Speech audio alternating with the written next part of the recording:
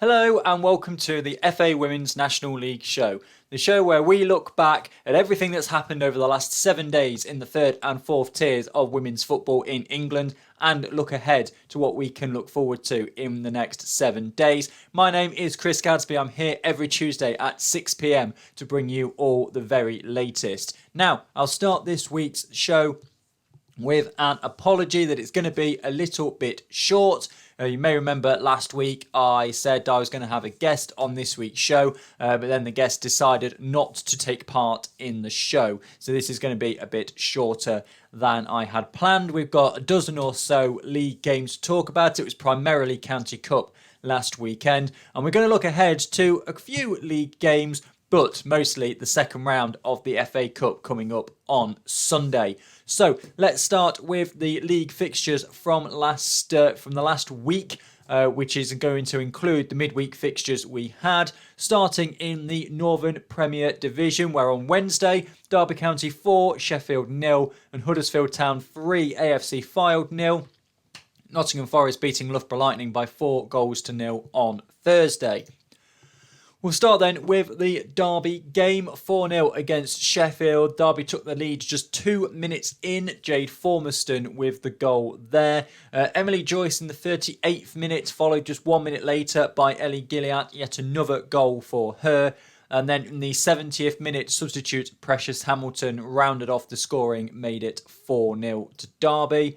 Huddersfield Town winning 3-0 against AFC Fylde, a clash near the top of the table there.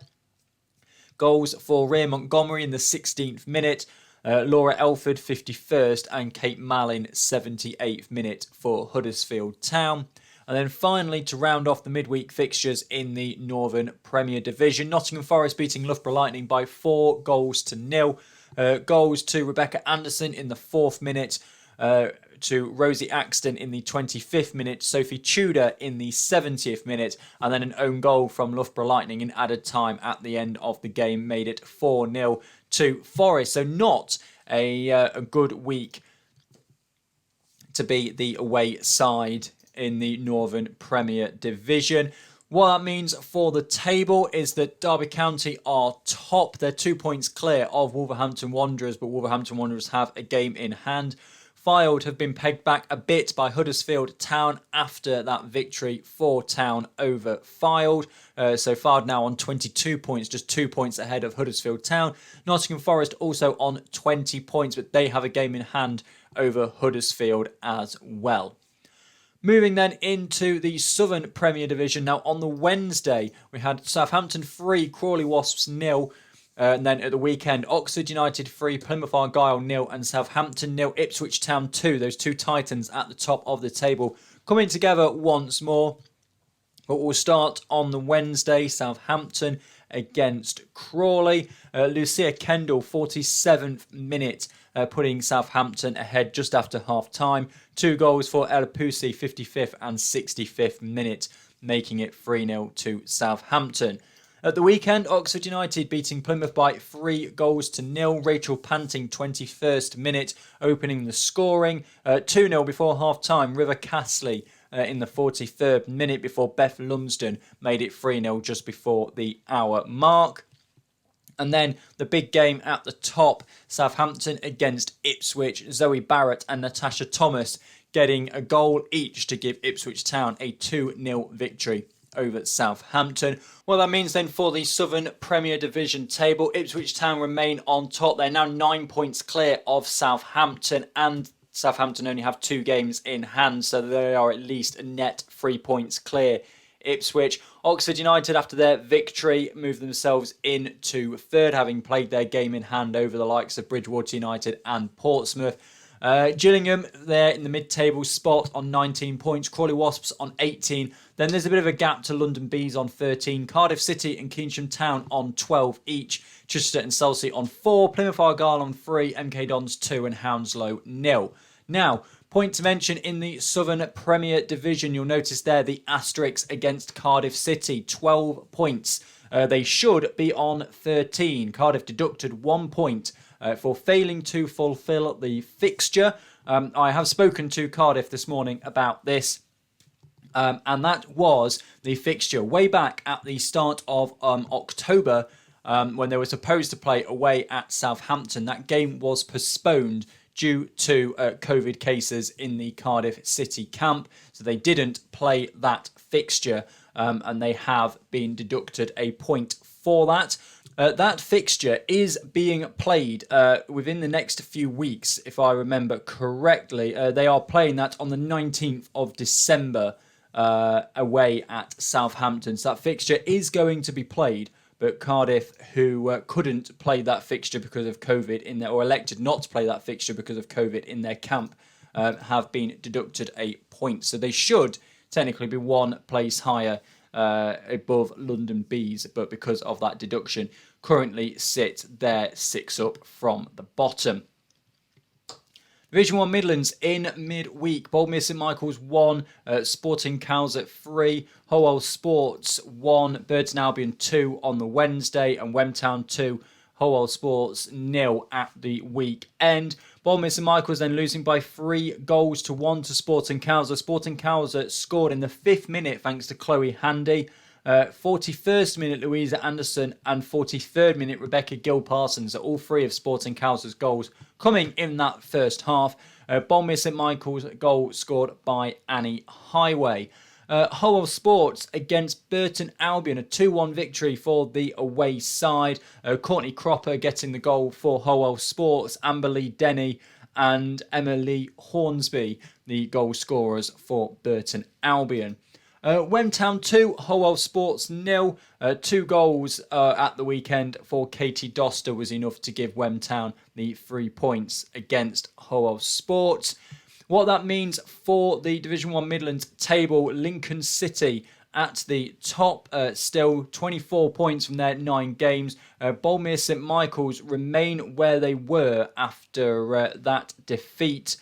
Doncaster Rovers, Bells, Long Eaton United. Again, because we haven't had that many fixtures, they are, a lot of the teams are in the same place that they were last week when we spoke. Sporting Cowser have climbed a place above Leek Town after their victory. Wemtown as well, they've climbed significantly with their win at the weekend against Howell Sports. They've climbed 3 places above all the teams there on 10 points, with Howell Sports losing twice this week. Burton Albion have put further distance between themselves and Biddeford United with that victory over Howell Sports on Wednesday.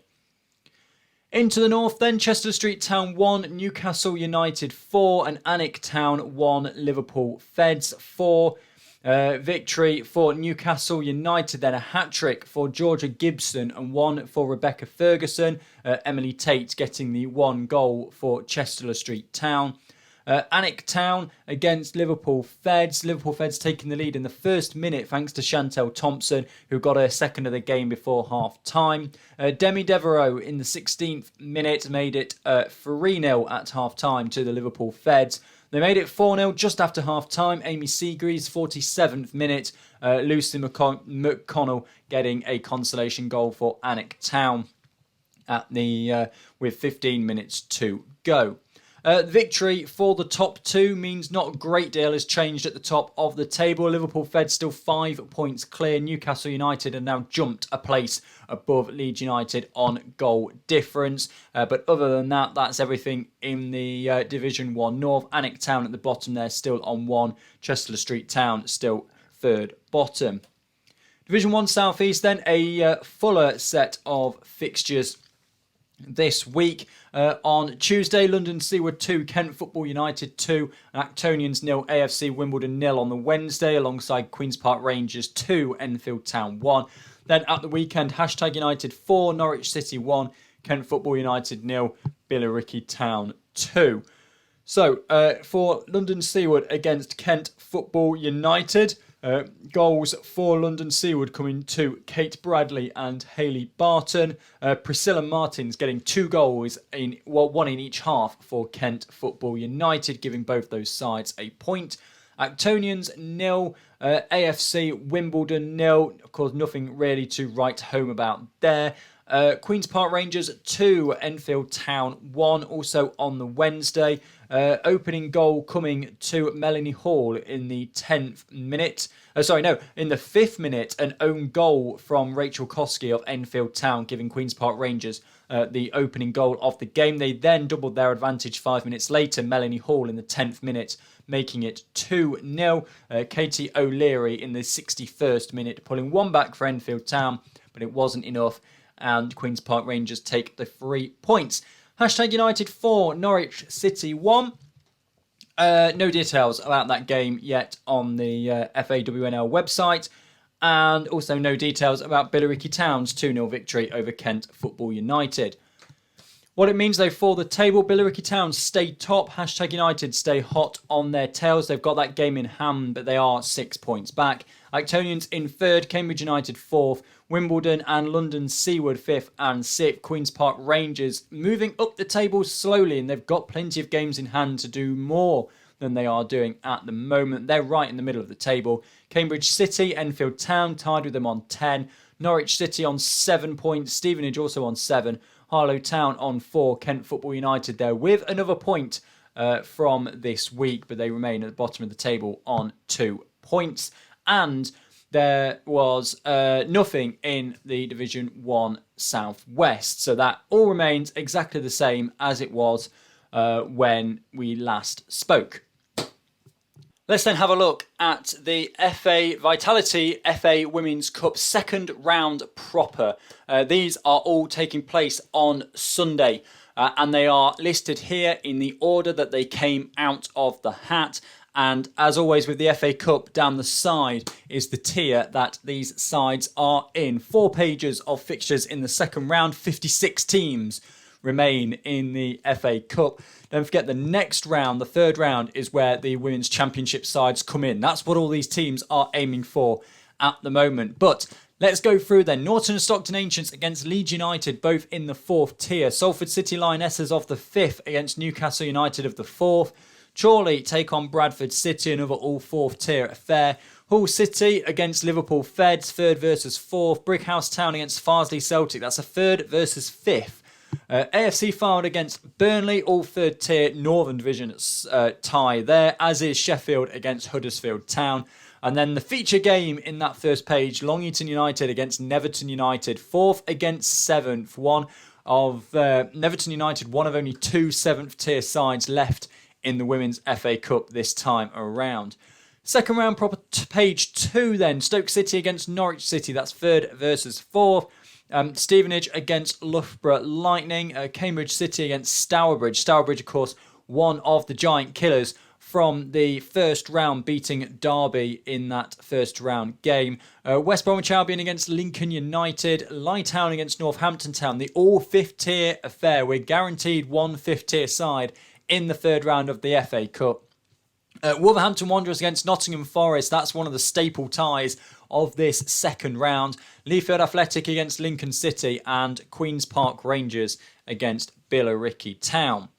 Third page then, Ipswich Town against Crawley Wasps, an all 3rd tier Southern Division affair. Gillingham against Actonians, Ashford Town against Oxford United, Hashtag United against AFC Wimbledon, Hounslow against Clapton Community. 4 tiers the difference between those two sides. Clapton Community, the other 7th tier side left in the competition this year. Kent Football United against Chesham United, Portsmouth against AFC Bournemouth, and Eastleigh in the Community against Exeter City. Finally, Ilminster Town against Southampton. Tough fixture there for Ilminster Town. That's the 3rd tier Southampton. Plymouth Argyle against AFC St Austell. Again, a 2-tier difference between the sides there.